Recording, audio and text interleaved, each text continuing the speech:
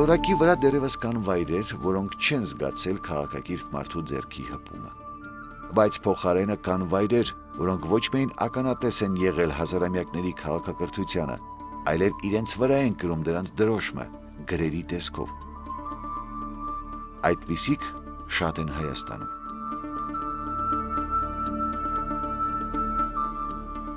Գառնի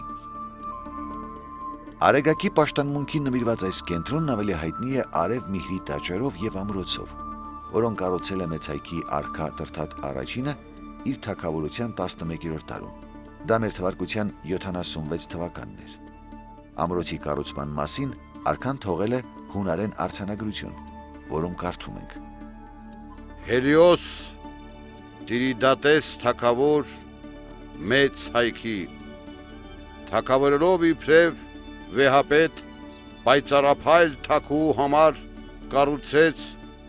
անհաղթահարելի ամրոցը իր թագավորության 11-րդ տարում։ Հուշարձանի տարածքում սակայն կա շատ ավելի հին գրավոր կոթող, կանգնեցված Քրիստոսից առաջ 8-րդ դարի առաջին կեսին։ Վանի հզոր տիրակալը Արգիշտի առաջինը այստեղ թողել է սեպագիր արձանագրություն, որում առաջին անգամ հիշատակվում է Գառնիի անվանումը։ Տաճարից մի քանի մետր հեռավորության վրա 2-ից 3-րդ դարերում կառուցված արքայական բաղնիքն է, որի հանդերձարանի հատակը պատված է հունական դիցաբանության պատկերներով եւ հունարեն գրություններ ունեցող խճանկարներով։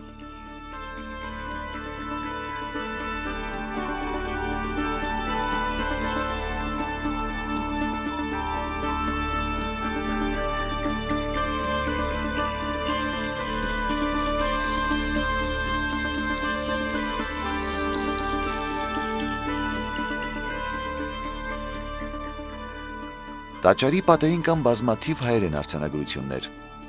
405 թվականին ստեղծված հայկական այբուբենով։ Հայերեն արձանագրություններով հարուստ է նաև տաճարի անմիջական հարևանությամբ գտնվող 7-րդ դարի քրիստոնեական եկեղեցին։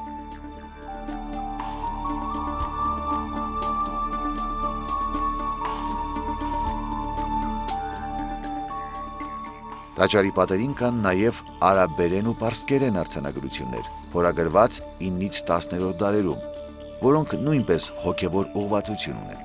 Արաբերեն այս գրություններից մեկի հեղինակն օրինակ օրհնում է այս կոթողը կառուցողին, իսկ ուրիշները թողություն են խնդրում սեփական մեղքերի համար։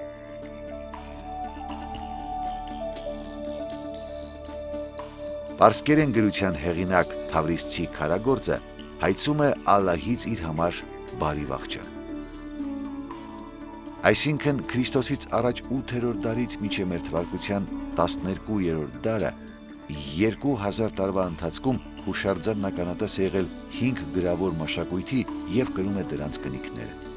Հրաշակերտ այս տաճարը ավերվել է 1679 թվականին երկրաշարժից, վերականգնվել 1971 թվականին։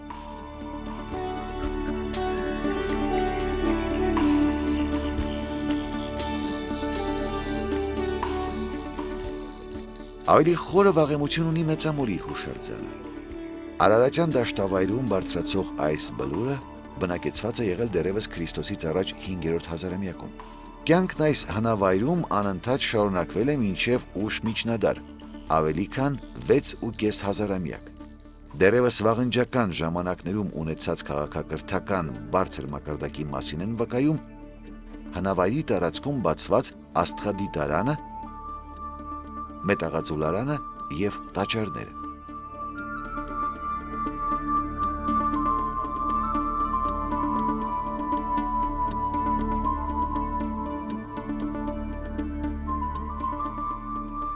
Հնագույն այս աստղադիտարանից պահպանվել է միայն 2 հարթակ, որոնցից դիտարկվել է Օրիոն համաստեղությունը Քրիստոսից առաջ 2800-ից 2600 թվականների ընթացքում։ Այսինքն, այս աստղադիտարանը հին է հանրահայտ Սթոունհենջից շուրջ 1000 տարով և հասակակից է Քեոպսիբուրգին։ Հետաքրքիր է, որ դեռևս 19-րդ դարում եվրոպացի աստղագետներ Օլկոտը, Ֆլամարիոնը, Սվարցը, մունդերը տեսական ուսումնասիրություններով ցույց էին տվել, որ աստղային երկինքը կենդանակերպերի զոդիակի բաժանումը տեղի է ունեցել հայկական լեռնաշխարհում, Արարատի շուրջ եւ Եփրատի ագունքներում, հենց Քրիստոսից առաջ 2800 թվականին մոտ։ Եվրոպացի գիտնականների հաշվարկի այս բացառիկ ճշգրտությունը հաստատվեց 1960-ական թվականներին, երբ աստղագետների համաշխարհային կոնֆերանսում հրապարակվեցին Մեծամորի աստղադիտարանի ուսումնասիրության արդյունքները։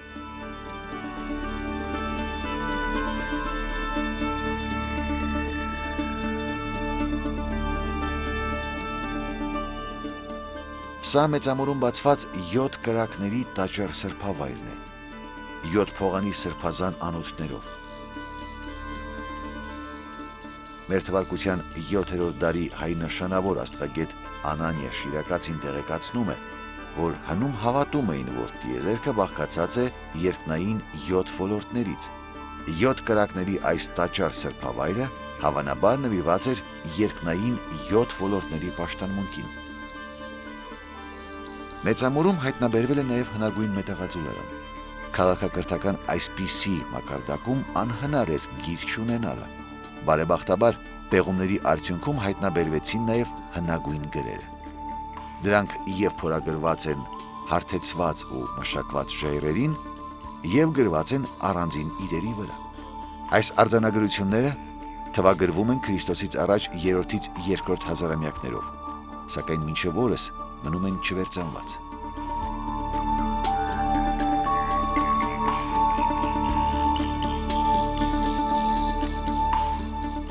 Տեղական գրերի կողքին Մեծամորի հուշարձանից հայտնաբերվել են բաբելոնյան սեպագրերով եւ եգիպտական հիերոգլիֆներով արձանագրված առարկաներ, որոնք Քրիստոսից առաջ 2-րդ հազարամյակում են հայտնվել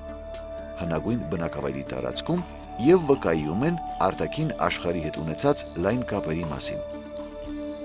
Զարմանք ու հիացմունք է պատճառում ընդամենը 3 սանտիմետր երկարությամբ եւ 1.5 սանտիմետր բարձրություն ունեցող գորտի ագաթե այս արձանիկը, որը ոչ միայն արվեստի հրաշալի նմուշ է, այլև գրավոր հուշարձան եւ կրում է Քրիստոսից առաջ 15-րդ դարում իշխած Բաբելոնի արքայի սեպագիր արձանագրությունը ու անգամ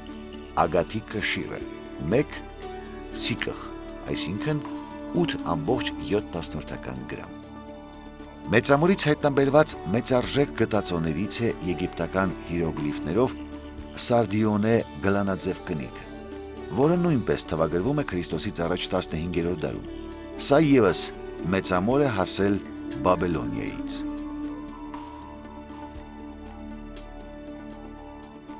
Եգիպտական հիերոգլիֆներով կնիքներ են հայտնաբերվել Հայաստանի այլ հնավայրերից ևս՝ Վանից, Անիից, Արմավիրից, Կարմիր բլուրից, Լորի բերդից եւ թվագրվում են Քրիստոսից առաջ 16-ից 7-րդ դարերով։ Դրանք տեղական ծագում չունեն եւ Հայաստան են հասել դիվանագիտական, առևտրատնտեսական կամ այլ հարաբերությունների արդյունքում։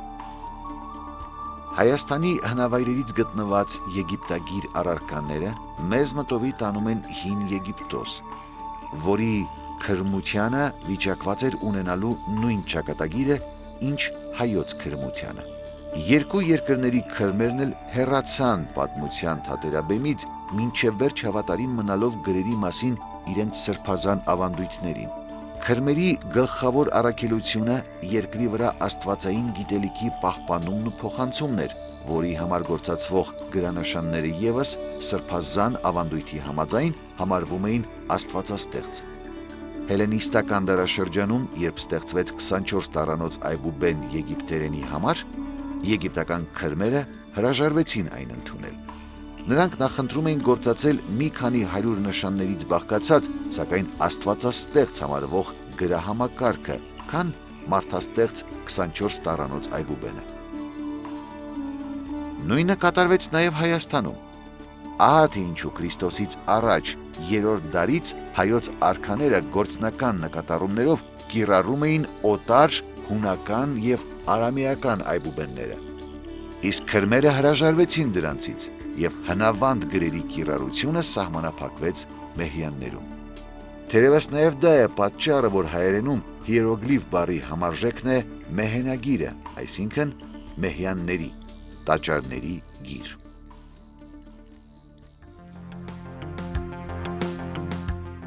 Սեմից, քամից և հաբեթից սերվեցին 73 ժողովուրդներ։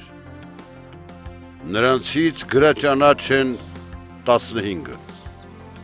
իսկ մյուսները չեն տարբերվում կենդանիներից,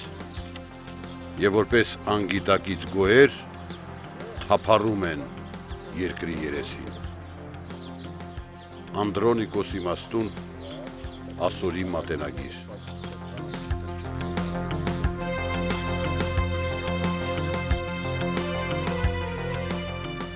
Գրերի աստվածաստեղծ լինելու հավատամքի հետ է կապվում այն փաստը, որ բազմաթիվ երկրներում տեղի ունեցած կրոնական հեղաշրջումներից հետո նոր կրոնը մերժում էր նաև նախորդ կրոնի գիրը։ Այդպես եղավ նաև Հայաստանում։ 301 թվականին Հայաստանը դարձավ առաջին քրիստոնյա պետությունն աշխարհում։ Արգելվեց նախորդ կրոնը և ավերվեցին հին աստվածների տաճարները։ Պատահական չէ, որ առաջինն ավերվեց հայոց դպրության Տիր Աստծո տաճարը և մեհենագրությունն արգելվեց, սակայն գիրը չի մեռնում։ Այն փոխակերպվում է, վերաիմաստավորվում և շարունակում գործածվել ժողովուրդների կողմից տարբեր դրսևորումներով։ Քրիստոնեության պետականացումից և մեհենագրության արգելումից հետո հեթանոսական գրանշանները վերածվեցին հմայանիշների։ Ժողովուրդը մինչև օրը շարունակում է հավատալ դրանց մոգական նշանակությանը։ Սրանք Երևանի մատենադարանում պահպանվող հմայիլներն են, որոնցում հին հեթանոսական նշանների կողքին բացատրագրերը տրված են մաշտոցատար հայերենով։ Դրանք հետաքրքիր տեղեկություններ են պահպանել հայոց նախաքրիստոնեական հավատալիքների մասին։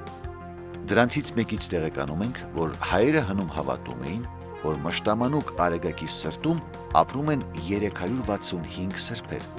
որոնցից ամեն մեկը տարվա մեկ օրը արդարությունն էր պահպանում երկրի վրա։ Արեգակնային այդ սրբերն օգնության էին կանչվում չար ուժերի դեմ պայքարում։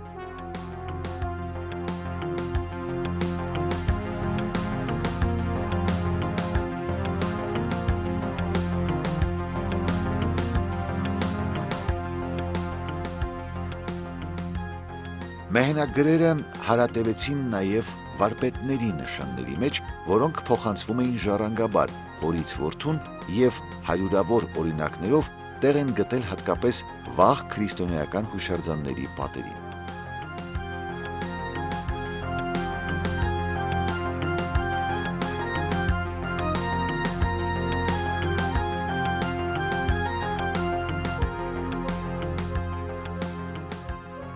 Քրիստոնեական հուշարձանների պատերին հանդիպում ենք նաև հեթանոսական նշանների, արևանշաններ, այծեպատկերներ, որոնք զարմանալի են ոչ միայն եկեղեցիների պատերին հայտնվելու պատճառով,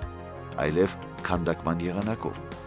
Դրանք չեն փորագրվել, այլ քանդակվել են հնադարյան ժայռապատկերների նման, մուրճով ծեծելու եղանակով։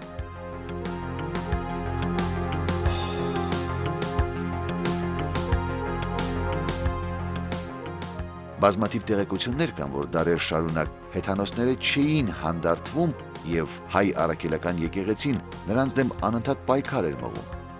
Չի բացառվում, որ այս նշանները լինեն հենց այդ պայքարի հետքերը, երբ հեթանոսները, գրավելով նախկին տաճարների հիմքերի վրա կառուցված եկեղեցիները, յուրօրինակ վերահսկման ծես էին կատարում, դաջելով իրենց խորհրդանշանները։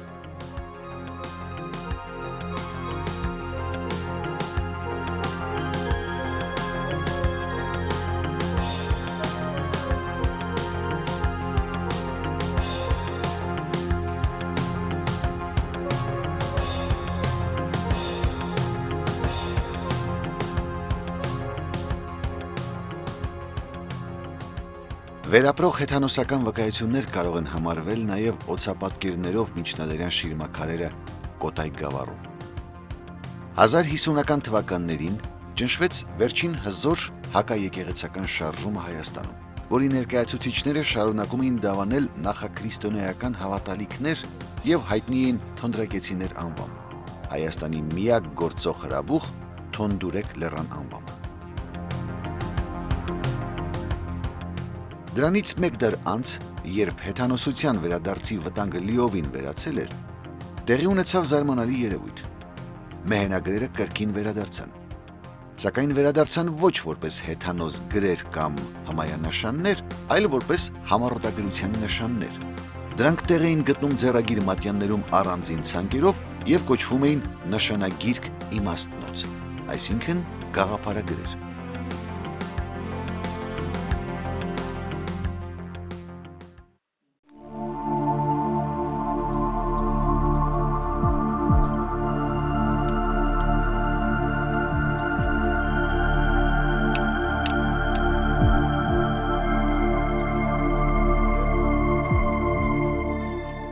Արձանագրեցեք քարի վրա, քանզի թուղթն ապականվում է կրակից կամ ջրից, իսկ քարե արձանն անջնջելի մնում է հավիտյան։ Հռիփսիմե արքայադուստր հայոց, 10-րդ դար։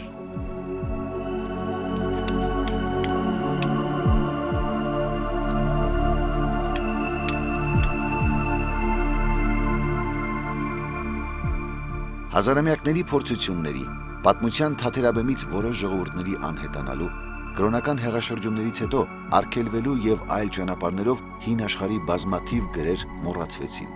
Վաղ միջնադարում արդեն անհասկանալի ու առեղծվածային էին դարձել հիերոգլիֆ եւ սեպագիր արձանագրությունները։ Պրպտող մարդու միտքը չէր կարող անտարբեր անցնել անցյալի խորհրդավոր հիշատակարանների կողքով։ Եվ պատահական չէ, որ նոր ժամանակներում, հատկապես սկսած 18-րդ դարից, աշխատանքներ տարվեցին դրանց վերծանելու ուղղությամբ։ Այդ աշխատանքների առաջին մեծ արդյունքները ստացվեցին 19-րդ դարի առաջին քառորդում։ 1802 թվականին գերմանացի ուսումնասիրող Գեորգ Գրոտեֆենդը գտավ սեպագրի վերծանության բանալին։ Երկու տասնամյակ անց 1822 թվականին ֆրանսիացի գիտնական Ֆրանսուଆ Շամպոլիոնը մարդկությանը վերադարձրեց 4-րդ դարից անհասկանալի դարձած եգիպտական հիերոգլիֆիկայի գաղտնիքները։ Մեր օրերում էլ դեռևս մնում են չվերծանված գրային համակարգեր։ Վերջին վերծանություններից մեկը տեղի ունեցավ 1995 թվականին, երբ ստացվեց Վանի թագավորության Արարատ Ուրարտուի մեհենագրության վերծանության բանալին։ Վանի թագավորության մեհենագրության վերծանությունը կապված է որոշակի բարդությունների հետ։ Խնդիրն այն է, որ մենք չունեինք երկլեզու արձանագրություններ, ինչը շատ կհեշտացներ աշխատանքը, ուստի մնում էր միայն ապավինել տրամաբանական հանգուցալուծումների ճանապարհին եւ իբրև օժանդակ նյութ ունենալ միայն սեպագիր արձանագրություններից ստացված տեղեկությունները։ Ամբողջ նյութը հավաքելուց եւ համակարգելուց հետո պարզ դարձավ, որ գրահամակարգը բաղկացած է եղել շուրջ 300 նշաններից, մեհենագրերից եւ գրվել է աջից ձախ եւ վերից վար ուղղություններով։ Ստացվեց վերծանության առաջին բանալին, ընթերցվեցին Իշպուինի, Մենուա, Սարդուրի եւ Ռուսա արքայանունները, Խալդի, Թեյշեբա, Շիվինի, Սարդի եւ Ինուանի դիցանունները, բազմաթիվ գաղափարանշաններ, այդ թվում նաեւ թվանշաններ եւ հնչյունային նշաններ։ Ընդհանուր առմամբ այսօր վերծանված է շուրջ 60 նշան, որը կազմում է գրահամակարգի շուրջ 20%-ը։ Վերծանության առաջին արդյունքները թույլ են տալիս մեզ որոշակի համարձակությամբ խոսելու այդ գրահամակարգի հնագույն հայերենով գրված լինելու մասին։ Վերծանության արդյունքները այսօր դանդաղում են միայն այն պատճառով, որ դժբախտաբար մինչ օրս չեն գտնվել մեծածավալ բնագրեր։ Հին ու միջին դարերում տարածված երևույթ էր բազմալեզվայնությունը, երբ միևնույն տեքստը գրվում էր մի քանի լեզուներով ու գրերով, որպես օրինաչափություն ընդգրկելով ժամանակի միջազգային լեզուները։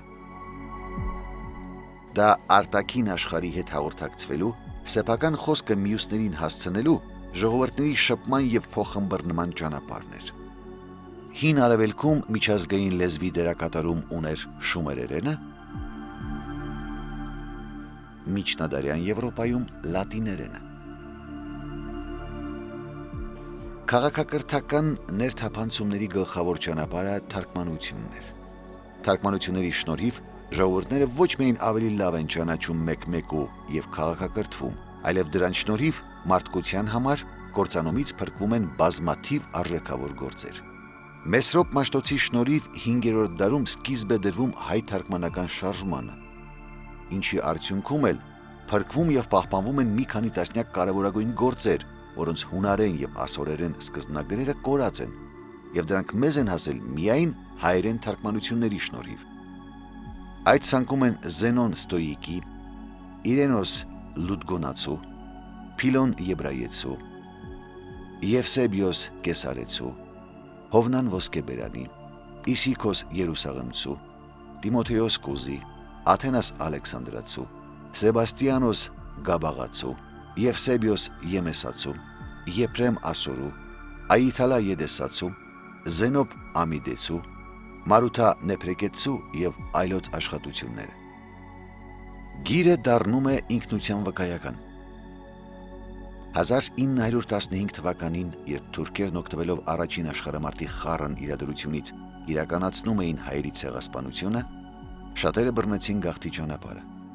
Մարդիկ վերցնում էին ամենաթանկարժեքը։ Շատ հայեր փրկեցին նախնիների գրքերը։ Սա մեզ հասած ամենամեծ հայկական ձեռագիրն է՝ Մշո Ճառընտիրը, որը գրվել է 1200 թվին։ Ցեղասպանության ժամանակ մեջքի վրա կրելով 28 կիլոգրամ կշռող այս ձեռագիրը հարյուրավոր կիլոմետրեր ոտքով էջմիածին է հասցրել տարեցմի հայկին։ 1898-99 թվականներին գերմանացի գիտնականները Վանա լճի հարավային ափերին գտան, լուսանկարեցին, ընթերցեցին եւ հրատարակեցին 3 սեպագիր արձանագրություններ։ 1915 թվականի ցեղասպանությունից հետո այդ արձանագրությունները կորած էին համարվում։ 21-րդ դարասկզբին վերանորոգման նպատակով պեղումներ կատարվեցին ՅՈՒՆԵՍԿՕ-ի հսկողության տակ գտնվող հայ ճարտարապետության հրաշքներից մեկի՝ Աղթամար կղզու վրա գտնվող Սուրբ Խաչ եկեղեցու շուրջը։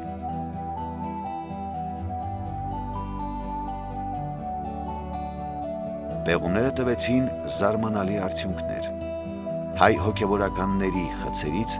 գտնվեցին 3 սեպագիր եւ 3 մաշտոցյան հայերենով գրված արձանագրություններ։ Գտնված սեպագրերը հենց նրանք էին, որ կորած էին համարվում 1915 թվից ի վեր։ Պարզվեց, որ հայ հոգևորականները փրկելու համար իրենց նախնիների արձանագրությունները Վանա լճի հարավային ափերից խոշոր քարերը տեղափոխել են կղզի եւ թաքցրել իրենց խցերում։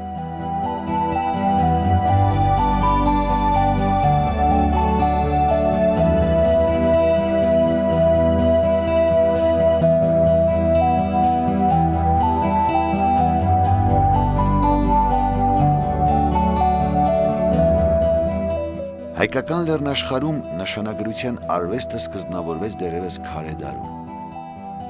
Այն իսկական գրի վերածվեց շուրջ 5000 տարի առաջ եւ այդ ընթացքում հայերը պաշտեցին դպրության 2 աստծո եւ 1 սրբի՝ Մեսրոպ Մաշտոցին։ Մաշտոցից առաջ շուրջ 3500 տարվա ընթացքում հայերը կիրառեցին 11 գրահամակարգեր, 4-ը տեղացին, 7-ը ներմուծված։ Մաշտոցյան Այբուբենը եղավ Հայաստանում կիրառված 12-րդ գրահամակարգը, որով յուրօրինակ կերպով ամբողջացավ հայոց դպրության պատմության միստիկ շրջանը։ Ինչպես Արեգակն է մտնում 12 համաստեղություններ, այնպես էլ հայոց դպրության լույսը մտավ իր 12-րդ աստղատունը։ Համաստեղությունն այդ ուներ 36 աստղային զինվորներ, որոնք էլ դարձան հայ ժողովրդի պահապաններն ու հավերժի ուղեկիցները։